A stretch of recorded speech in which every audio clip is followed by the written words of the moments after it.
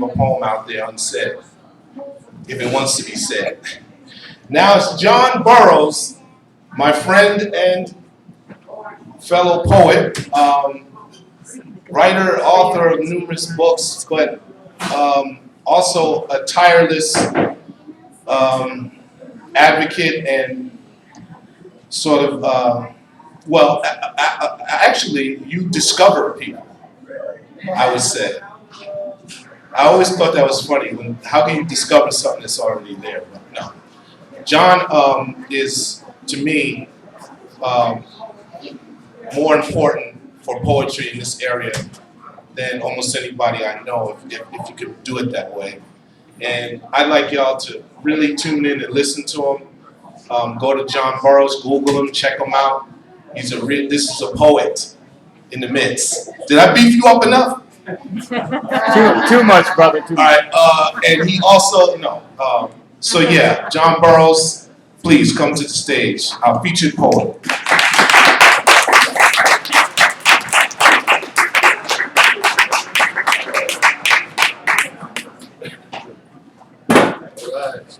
It's all downhill from here. Oh, go ahead. I'd like to begin with a little bit of autobiography entitled John Cage, Uncaged and Engaged. Sunken, funkin', telepumpkin. Tell a country bumpkin who I am, and then let him tell you. Both will tell it true, though their perspectives seem contradictory. I'm born of hickory and rectory, blind Bartimaeus and insightful inspectory, true tale and muddled myth on an identical trajectory. John Cage, or someone like him. Is anyone like anyone more than anyone is unlike? Said disharmony does not exist. And the peaceniks are pissed. Corn isn't hominy, but hominy is corn. And care isn't clothing, though care can be worn. And all can be born. And all can be torn. And loved. And forlorn. And warned, and scorned, and according to some father or brother or other, reborn. Sunken, funkin', telepumpkin. Born of a couch potato and a pureed tomato. An almost dead and buried berater, blind hater, lover, elater, thin-ice skater, war of horror, saint, and horror, mental and governmental master, baiter, and sooner or later, repeat reincarnator. I am a living death, an awakened dream, ash, unconsumed, and a silent scream, reconcilable so-called contradiction and factual fiction, John Cage, uncaged, inadequately aged, and yet timeless, a sublime mess, subconsciously clothed and consciously undressed, said less and better are no worse than best. Corn is hominy, and there is no disharmony, only harmonies to which our ears, my dears, and our fears are unaccustomed.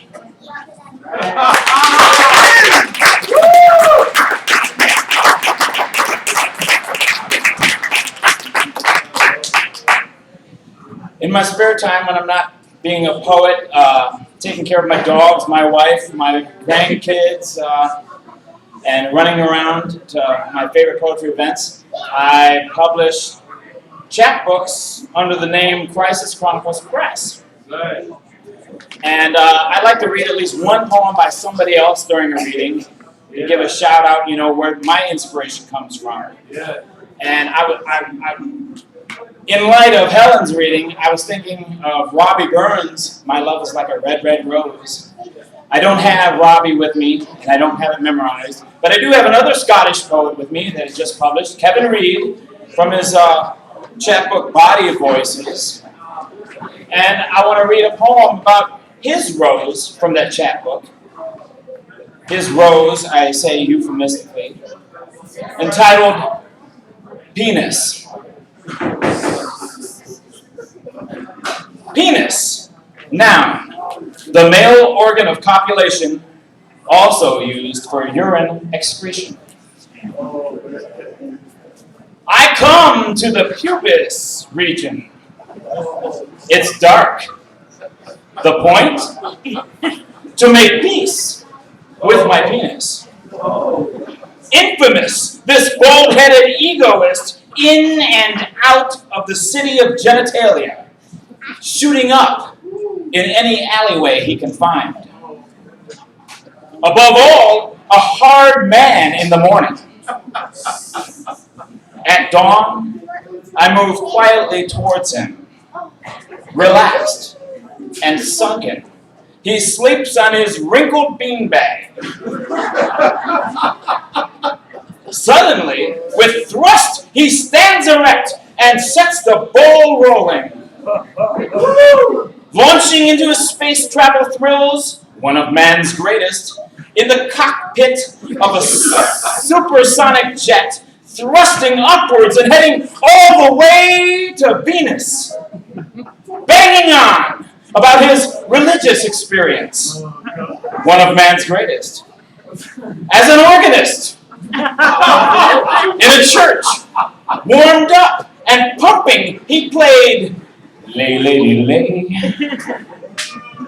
Coming over with his youthful shenanigans, humping on a sink and rushing to a climax, he lost his virginity in a public toilet, then wrote upon the wall, when my penis first landed on Venus, I felt like a fucking genius. I stood tall and inflated, wholly elated, but don't let that come between us.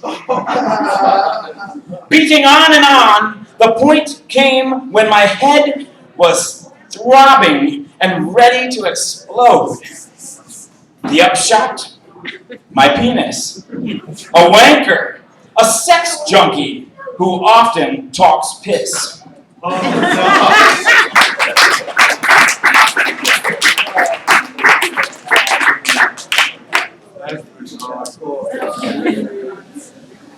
Very Scottish. Very Scottish. Topless. I'm feeling topless, or longing to feel topless. I'm not always sure which. I want to remove the lid from my cranium, but this might require surgery, a letting of blood, a sawing through bone, some alone time. This might require a fire that burns through skeletal matter without adversely affecting the brain beneath, I think matters most. Grab your dusty hat, throw it on the fire with mine. Have to let brains breathe.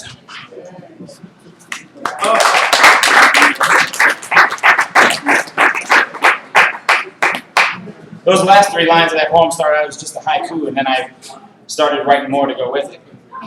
I have a lot of haiku, or they don't really fit the technical definition of haiku. You know, I have scholars say, oh, that's not a haiku. But it's 575 syllables, 3 lines. I call them, since they're all about me, kind of. All poets write in some sense about themselves, I guess. Or at least themselves influence themselves. I call them I-ku. This is one entitled, Note to Self While Writing. It is hubris to put down in lines others' lives. Better self-centered.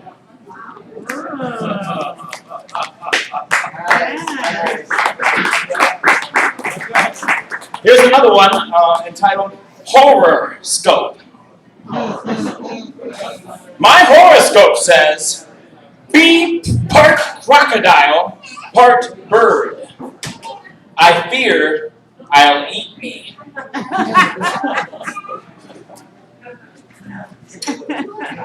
Yeah. But enough about me.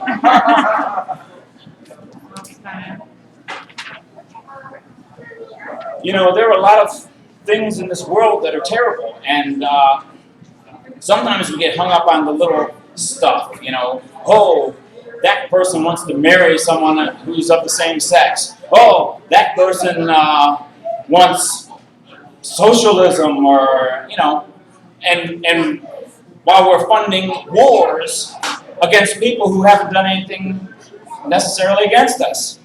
And even if they had, there are Christians saying, an eye for an eye and a tooth for a tooth. Well, this is a poem about some things that really matter, and it's a love poem of sorts for the world and for our children, entitled Bloodshot. Indian summer sun squints, bloodshot like the wide wounded eyes of my cynical Seneca ancestors. On and on and on, an endless queue of unrelenting conquistadors lusting for booty or bust, defile our trust and defame the name of God in the name of God. Opportunity does not knock for trusting tribesmen, be they from Arizona, the Amazon, Africa, or Akron. Riding roughshod over every allegedly endless empire, including America, the beautifully dutiful, the cursed hearse of history leads a parade of pathetic and unsympathetic plotters, plodders, priests, and presidents, electable eels who feel their forked tongues and dung make them agents of distinction instead of extinction. Sweetly sighing lullabies of liberty and expediency, these leaders open their bomb bays as they pray. First, for the unconditional surrender of our enemies. And last, if at all, for the bloodshot souls of the soon-to-be charred children of Hiroshima, Hanoi, Belfast, Belgrade, Baghdad, Bethlehem, New York City, and coming soon to a theater of war near you. Ooh. Wow.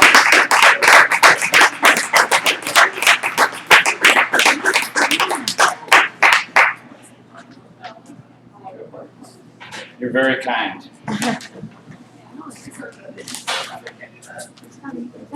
Here's a poem from my new chapbook, The Eater of the Absurd, published in December by Night Ballet Press.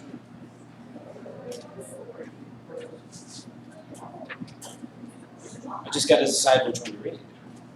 Oh, another haiku entitled, You Shit.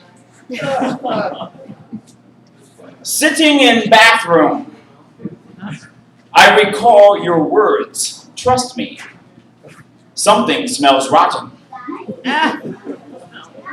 I know, that poem stinks.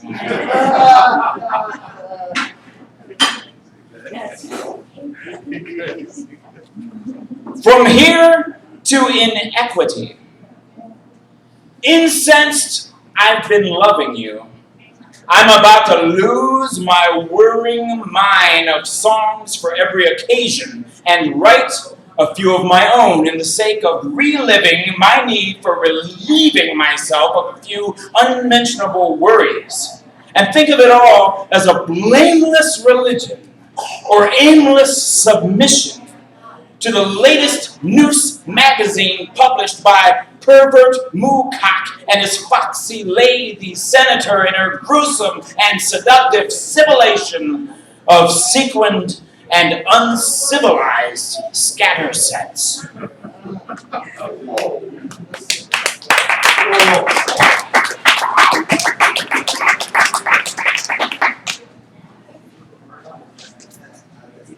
Diarrhea of a mad mind. My whole is sore from your poking and plodding, demon I sin, and God din, and mine to last. This is the beginning of the end. Assets always been. The carrots are bananas, and orange you glad bags and hand rags, or is everything guacamole? Blast! From Erie to detritus, from St. John to Richwood, from Marion to Ledo to deep cleaved land, from Pittsburgh and Pumpkin Holler, every city I've turned, read in is a metaphor connected to the next, and the first, and the last, and none of it's enough. Amassed, or maybe a vast, as the end is near to the begetting, and you know the truth. Won't longer receive my every told story is either too clever or not enough for you. My scent is too strong or too dirty for you to take, too clean, my lost receipt too smart or stupid, too diseased, Cupid too often, high maintenance and little maintained, so pained and glib and too true to fib any more than a life of lies that's never the right size for you. Anyway, every fucking even is not enough either, or else too odd, maybe more, unmoored, but impossible to ignominy, and beyond, in jail or not, my every pun is meant. Am asked, and a vast con spiral breathes that I want to use the word Dostoevsky, and I'm not sure how, to eat the world absurdity without choking, while rag gladding, ghoul lagging, Solzhenitsyn, blast! So I keep rushing back to find us poking and plodding, demon I sin, and God din, because the goal of my life is to one day finally finish this diary of a mad mind still unmade. One, eat your avocation, so I won't have to. And please, don't wish me success.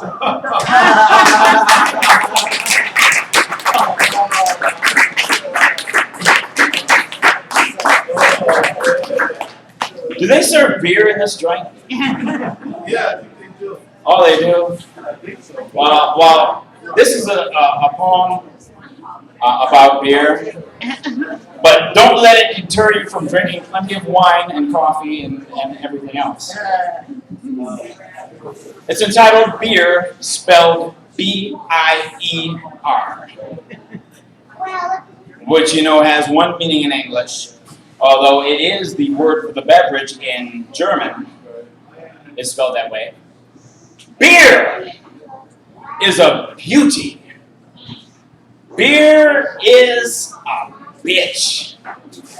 Beer is a scratch for my vilest itch, an itch for my finest scratch, a down the hatch batch of high satisfaction, a recipe for extreme stupefaction. a flood disguised as a dream panacea. And whether or not I wish to see it, a slow tide of suicide. The blue moon is high, and the Bier sea is strong as I down another and continue this song swell without a tune. This sickeningly sweet, I scream, melting, as I search for a silver spoon that does not exist in a glass of whatever's on tap. Getting pissed, fancying myself an inimitable wordsmith while I wanly regurgitate yesterday's news, my blues rhyming with bruise, and still thirst unquenchably for the deluge to deliver me to low, dry land and sober death. Let's give it up for sober death. Sober death,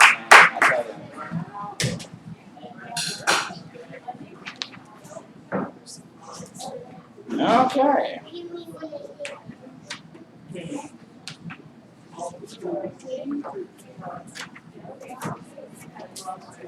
Okay, I'm going to read a poem, and this is a little longer one, but it's going to be my last one for the evening. And it's entitled,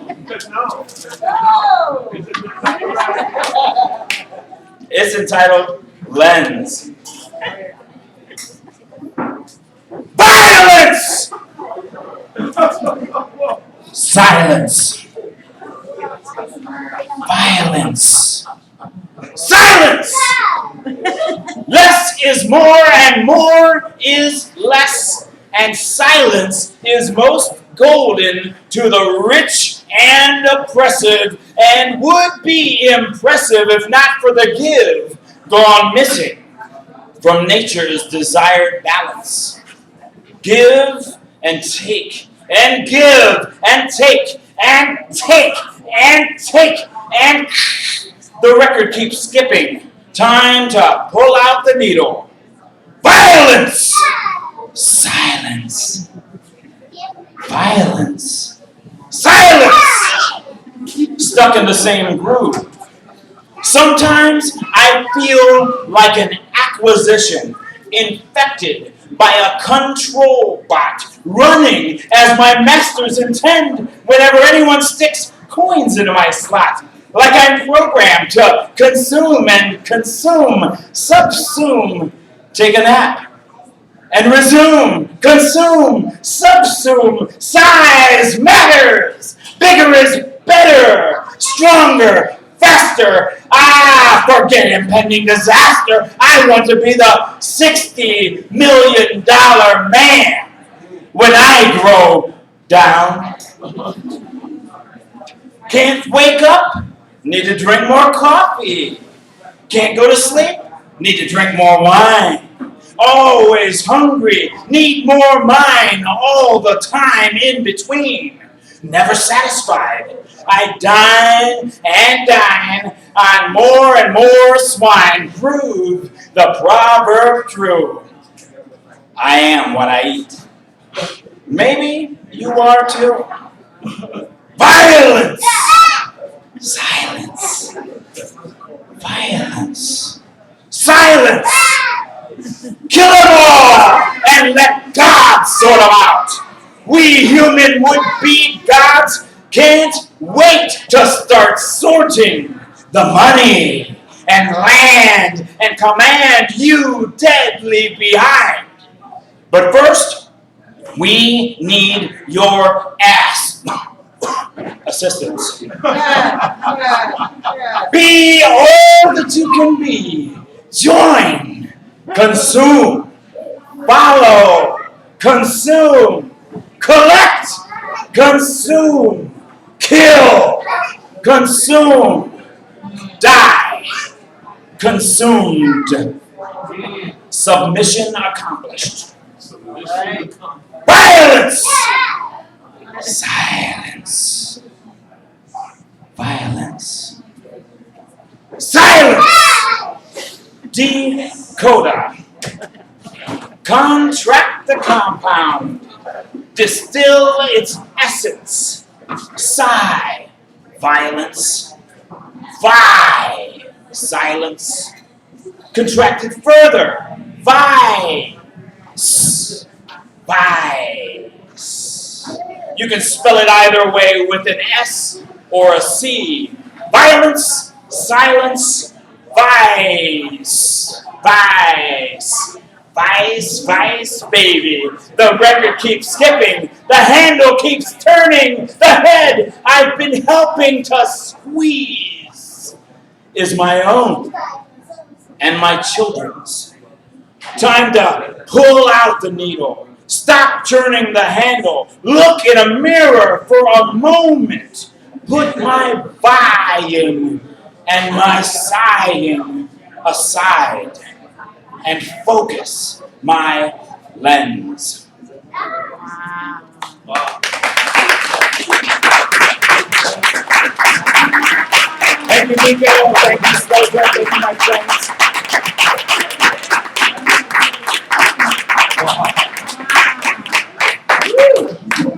Wow. Wow. Blown away once again. Thank you, John Burroughs, for coming all the way from where you came Thank from. you, brother.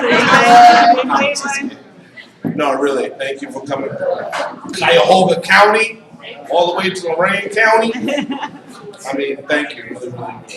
Thank you, brother, man. And thank all y'all for coming. Thank you, Meeko. Yeah, thank you. Okay.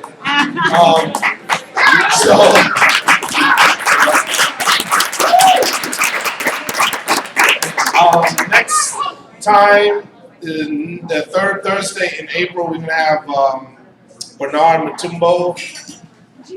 I always wonder if I'm saying his last name right also. But Bernard is a professor of writing here at the college. He's gonna come down and treat us with some poetry. And but really, thank y'all for coming. And drink, and be happy. Support your local bartender. Amen, brother. All right, thanks again, y'all.